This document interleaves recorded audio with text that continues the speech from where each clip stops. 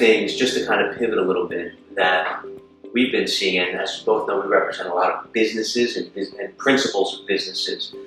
With all this grant money and program money coming on the federal, state, and city level, and with the market downturn in business, in the business setting, we see a lot of lawsuits happening now by employees against their employers, which, conveniently enough, also happened in 2008. When the market tanked, we saw a lot of these lawsuits, wage and hour lawsuits, sexual harassment lawsuits, anything where they could go after the employer's personal assets skyrocket. Personal assets? Correct. Because under the law, the way the law is written, you could bring in the employer personally. Oh, wow. There are some things that we can do on our side to make you a less attractive defendant. But that being said, have you seen more prospective purchasers closing in alternative investment vehicles, LLCs, trusts, things like that?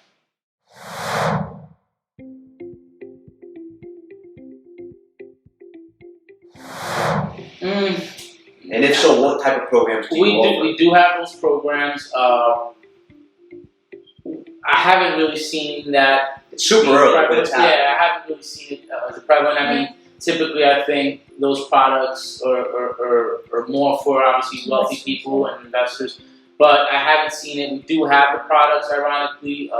They're prevalent in the marketplace. I guess as these lawsuits begin to... And they will manifest. They're going to come to the forefront more and more over the next couple of months. It's an unfortunate reality, right. But with business owners getting all this money, right, therein lies an opportunity for someone that wants to sue you, right? A bullseye on your back. So I'm very interested to see from your side how banks pivot to accommodate these purchasers that want to buy under a trust. I was going to say, we haven't seen a lot of it because the down payment requirements are usually higher to purchase in another state. And I don't think that people, I think people like the idea of it, but I don't think people want to, and what people do often, which may or may not be the right idea legally, but they'll often put it in the LLC after the fact and avoid that, which is not the right thing to do. I understand. Which that's a default on your loan agreement. Okay, not do that.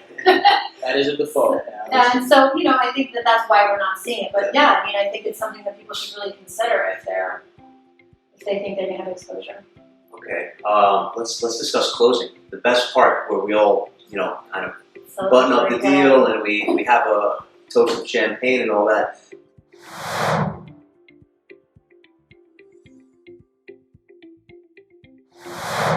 Closing procedures, specifically in the residential context, have changed tremendously over the past 15, 16 months. It used to be in downstate New York, there was no such thing as a remote closing. We were all going to sit at a table, 12 people in a room, and there's going to be 1,000 papers going back and forth, and everyone's going to be yelling and screaming at each other. At least, not all the time, but sometimes.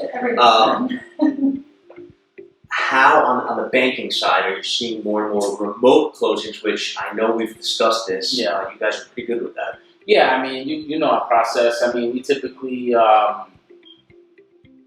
we have the ability to close electronically, Bank attorneys and attorneys are not really fully embracing this just yet, But, our customers prior to closing, 2 days, the day before closing, we send them their closing docs and they can sign them electronically and say, here's your closing package, close today. And I see the emails coming in saying XYZ borrower has commenced signing these documents. And I get prompts. That's kind of cool. Yeah. I think it's amazing. Yeah, again, they still show up at the closing with the 1,000 pages. I make them sign everything again. But as things develop and as technology and attorneys and all parties get more comfortable with this, I think it's a great way and an efficient way of doing more transactions and helping people, scale, your departments and the amount of transactions. Moving away from wet signatures to electronic signatures is something that is going to happen. Interestingly enough, the case law does support the validity of electronically, in New York, that is, electronically signed notes and mortgages. You have plenty of municipalities now that are accepting electronically filed mortgages, right? It used to be you couldn't do that. Well, this change is long overdue. Way before COVID, we should have been doing this. Other states, as you can speak to more than I, have already been doing this for a long time. The ridiculous nature of having 10 people in a a pile of papers like a dictionary. I mean, that's just so antiquated. It's like horse and buggy.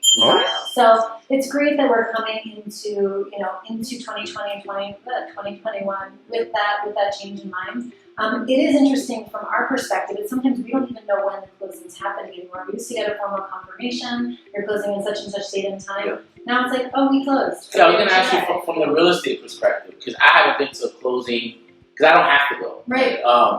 I used to go, right. But I no longer go, obviously, because I'm trying to keep everyone safe. Yeah, of course, yeah. So I'm curious, are you going to closings? No, I mean, we're not going. You're not going.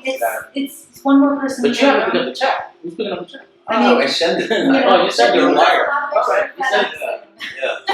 A lot of attorneys, I'm just curious how that's working. They don't even let anyone in. If you're not signing, if you don't have like a purpose there to sign, a lot of attorneys don't want people in the room for the very reason that you said. But it's making, you guys are doing a lot more running around. We do a lot more. Lawyers going to people's apartments beforehand, and Yeah, then going here and taking people in CVS parking lots. exactly. Wow. I mean, this is what's happening now. So that's probably not sustainable either, right? I mean, but hopefully the cost of all of the time cost of everybody sitting there is going to come down. Hopefully, right? There's a lot more work being done before the actual closing date.